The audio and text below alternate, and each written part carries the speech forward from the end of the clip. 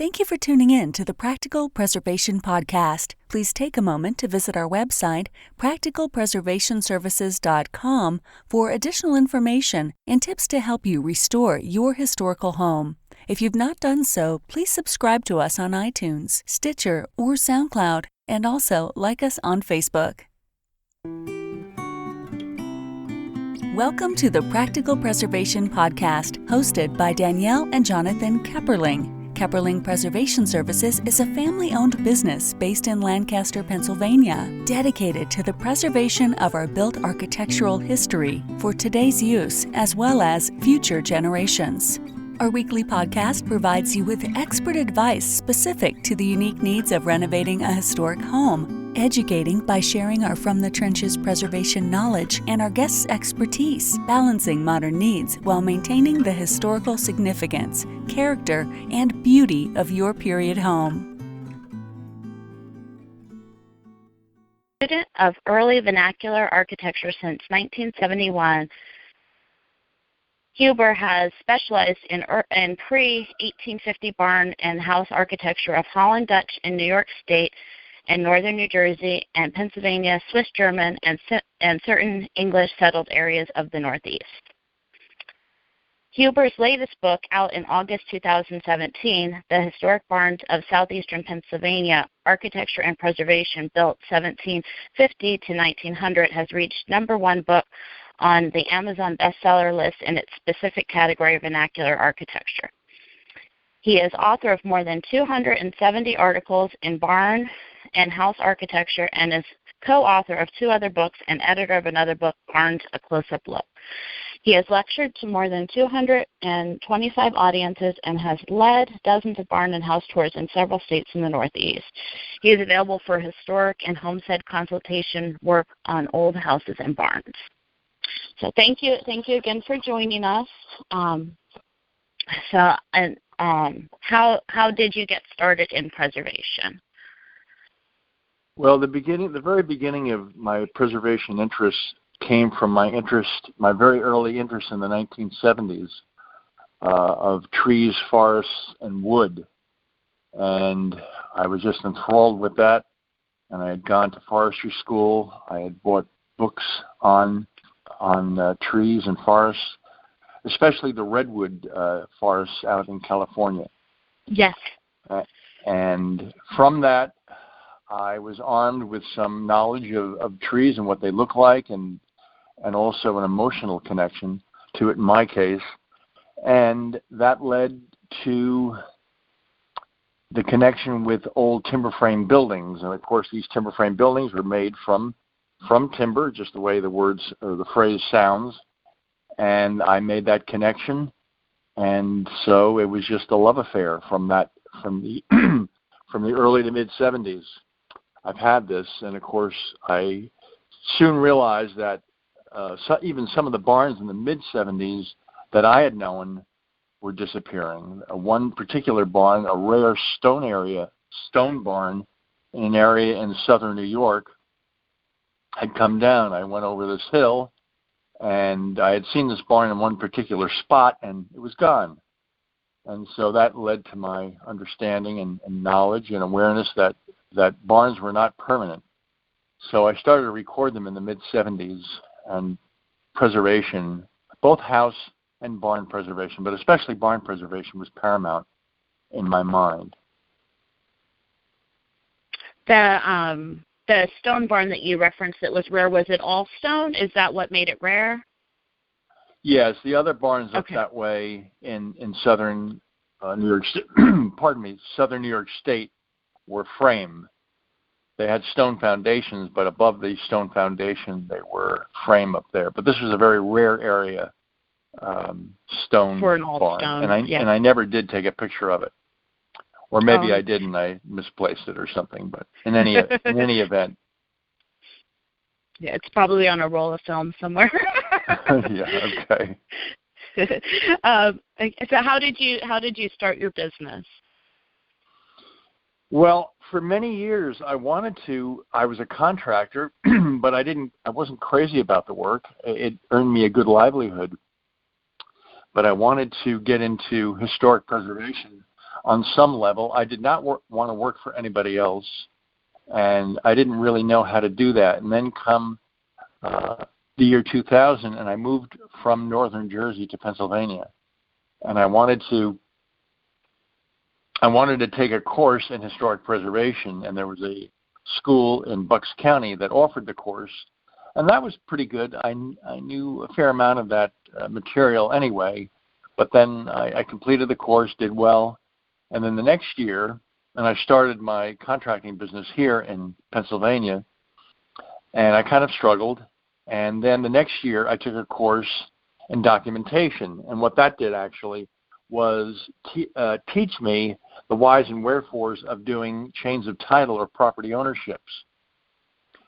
And then after I got back from, right after 9/11, from a month's trip to England, I said, I'm just going to give my company a name.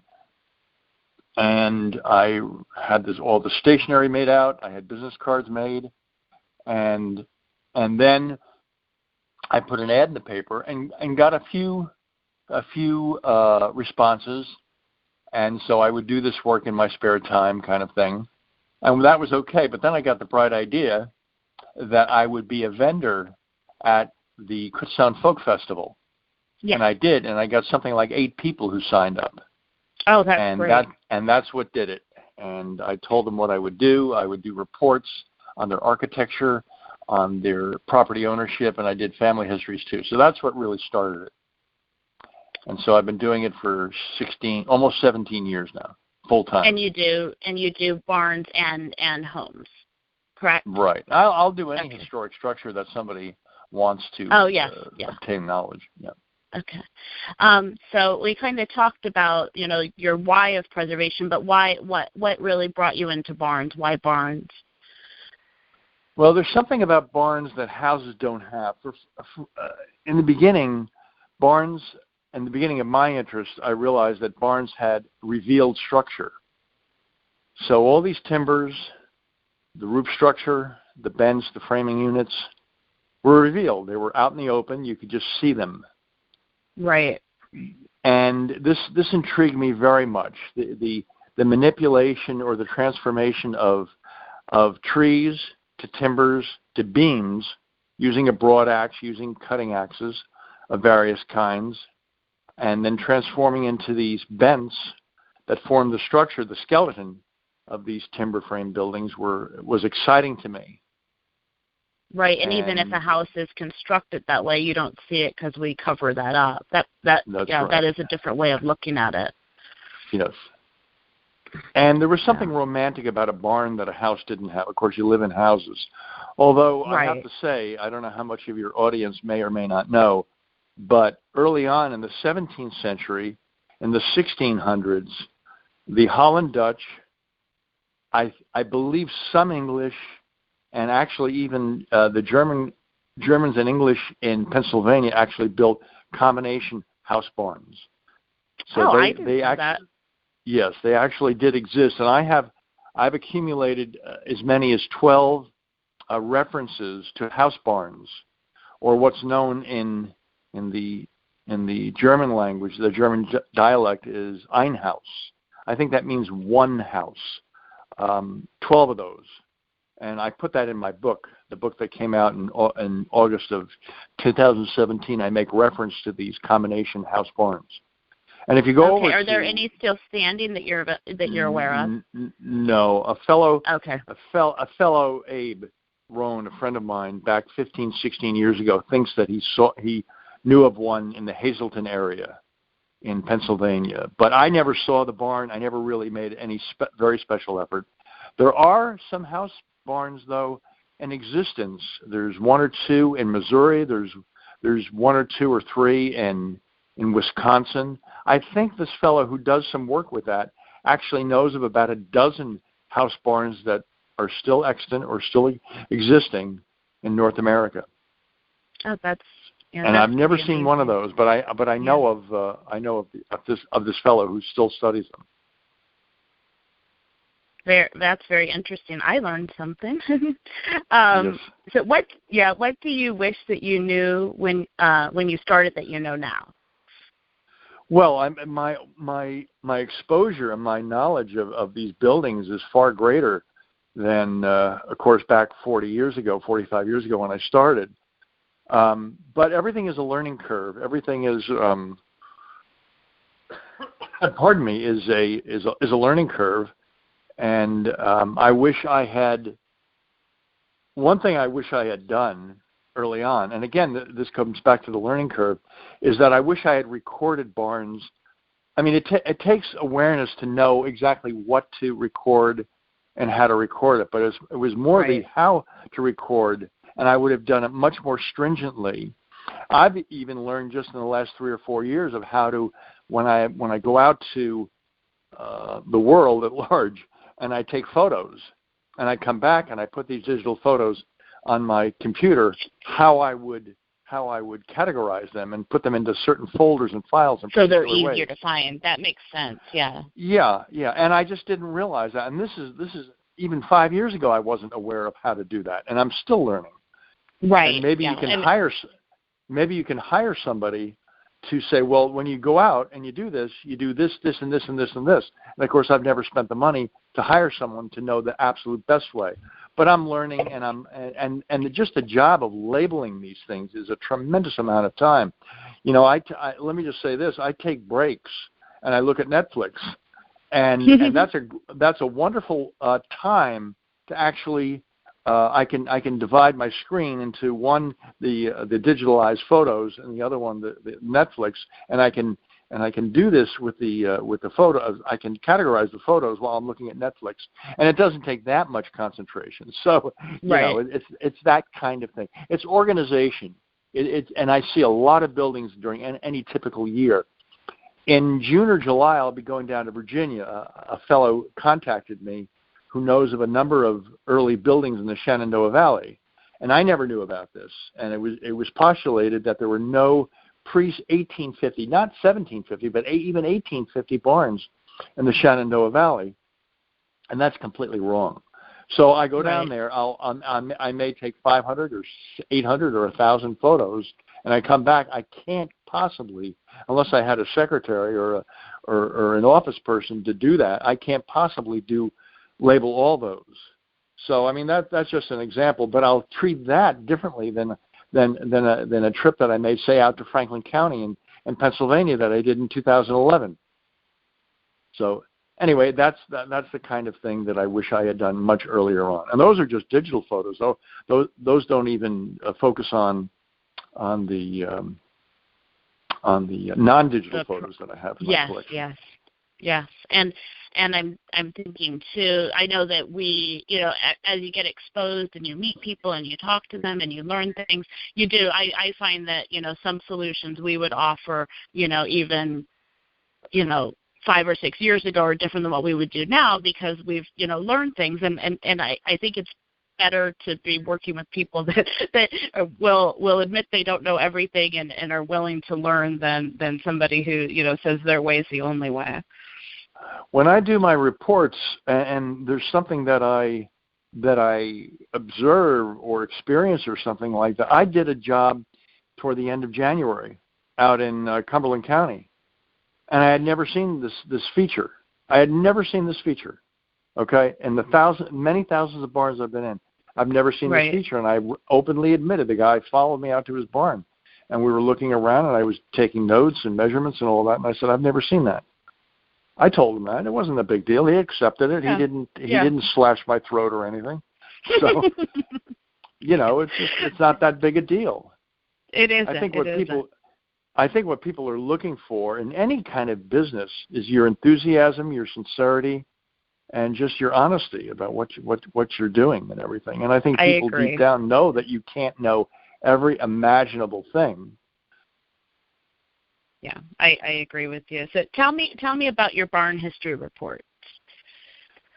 Well, what I do when someone calls me and I go over the particulars, give them a price and everything, I go out to it could be a half a mile away or it could be 200 miles away, which is what I've done. I'll go out to a barn site and I will get a general lay of the land. I don't do site plans necessarily because that involves a lot more work. More than they're willing to spend. but I get a general idea of the site plan, where the barn is in relation to the house, and I get an idea of that. And then I will, in relation to the road, in relation to the approach lane, in relation to the main road, and all that. And then I will look at the exterior of a barn. I'll take down many measurements, notes about the exterior. Is it made of stone? Is it made of frame? Is it made of brick? And then I'll go into the interior and go from the top, the rafter system, the roof support structure, all the way down to the basement, and just take a lot of photos. I'll probably typically take anywhere from 60 to 125 photos of the outside of the barn, the inside of the barn, and see what I have. And then I will go back to my office at my home and put all these things together. I will include, I don't do this with house histories, house architectural examinations, but I do it with barns. I will include a glossary of barn terms. I just instituted Saturday for the first time in my Barn News and Events newsletter a glossary of terms. I should have done that before, but better late than never. And so that people, you can't always explain everything in an article, what a purlin plate is, what a canty queen post is, or that kind of thing. So I have this glossary of barn terms now that people can refer to. And so and any barn history will include anywhere from about 1,500 words to maybe 3,000 or 4,000 words. It depends on the level or the in-depth look at or research that they want me to do, and the greater the longer the length of the report, the more information will be offered. And are they since you were saying that they're different lengths, are they somewhat customizable when you're working with your clients? Well, I mean, yeah, every barn is different. I don't care where you go. Even if the same builder built a barn, he's going to do a few things differently. So yeah, I mean, they're very much customized. I mean, I tell everybody. I had a potential client one time about 8, 10, 12 years ago, and I was sitting at their desk, sitting at their dining room table, going over some of the things of a barn history. And the woman looks at me and she said, "Don't you get bored with this?" And I was amazed. No one had ever said that to me before. Yeah. And I said, no. All these buildings are unique. They certainly have repeatable features, and it's the repeatable features that will help me. It's these features that are repeated that allows me to understand when buildings were built. And that's one thing I didn't mention before, that I can go into a house or a barn and just from the architecture itself, 90% of the time be able to tell the age of construction within about 10 to 15 years, the actual date. So I can do that. Yeah, and that's I know from my experience, that's hard to do if you're in a different region than you're used to being too, because there were variations regionally. And I know that in Lancaster they say, we were probably, or until probably the 1900s, we were 10 to 15 years behind where they were in Philadelphia. So wherever you are, you have to know the region. You have to make an adjustment. That's correct. Yes, that is correct.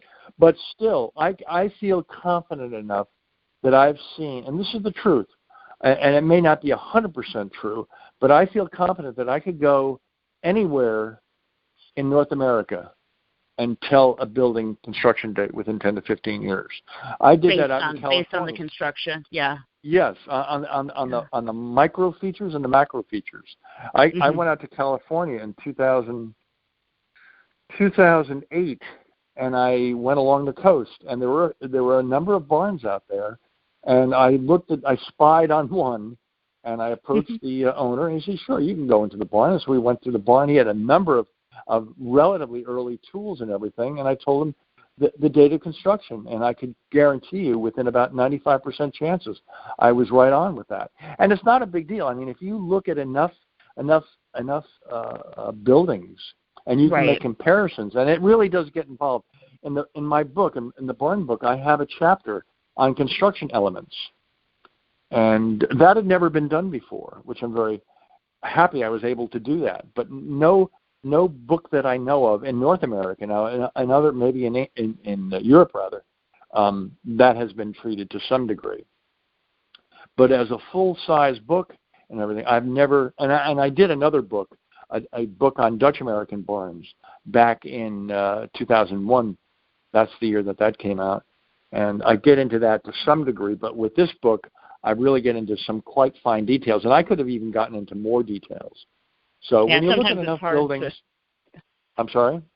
I was just thinking sometimes it's hard to not include everything when you're trying to pare down for sharing your information in a book.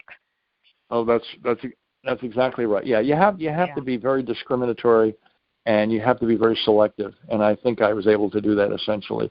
It's going to help a lot of people anyway in any event. Sometimes people call me anyway, and they say, what can you tell me about my barn? Because a book can only go so far. It's a good general indication of certain kinds of things. So right. Okay, very good. Well, how can our listeners contact you? Listeners can contact me. What they should do is they should email me. I think the best way to do this is to email me at Greg, okay. Greg, at Eastern Barns, just like the direction, and Barnes, an S at the end of Barnes. Some people don't do that. Greg at easternbarns.com, and I have all this information on the thing. They have my telephone number is there, my P.O. box is there, and they can easily contact me and let me know what they would like to do. And that's really it. I have a website, easternbarns.com. I also have a house website, so to speak, past, P-A-S-T, perspectives.com. I have that website, and so it's easy to get hold of me. Okay, very good, and I'll make sure that those are on our website too, so people can find you easy if they're listening to it later on. Then, did you have any offers for our listeners? Any events that you'll be presenting, or where to purchase your books? Yes, on the Barn News and Events newsletter, there's all kinds of announcements. At the very end of it, I have a separate section called Barn Events, and you can look at that. I have, I think, 7 or 8 barn events coming up. 2 barn tours. We have 1 barn tour in Berks County, in Albany Township. That will be offered in the beginning of May, although that may be filled up at this point. I'm not sure. Okay. And then we have another countywide barn tour that's being presented and sponsored by Berks History Center in late September of this year. And these are bus tours, and I'm going to be scheduled with 4 or 5 or 6 barn talks. One barn talk I'm going to be very interested to present is barn decorations and mystery marks in York County, in York, Pennsylvania. That I've done this before. I've done similar things to this before, but I'm formulating a whole new PowerPoint presentation. So there's a number of things that are coming up. Okay, very good. And to sign up for your newsletter, is that on your website, or should somebody email you to get on the list? No, they should email me on that. I have not incorporated the barn newsletter on my website yet. Okay, very good. The link to my website is on the Barn News and Events newsletter. Yeah. Okay, very good. I will make sure that we have your email and your websites, both websites on our website, so people can find you easily. And if anybody's interested in signing up and hearing more about barns and taking the tours or sitting in on any of your lectures, definitely make sure that you email Greg. Thank you again for coming on to the podcast, and I hope you have a great day. Okay, thank you, Danielle. Thank you. Thanks for listening to the Practical Preservation Podcast. The resources discussed during this episode are on our website at practicalpreservationservices.com/podcast. If you received value from this episode and know someone else that will get value from it as well, please share it with them. Join us next week for another episode of the Practical Preservation Podcast. For more information on restoring your historic home, visit practicalpreservationservices.com.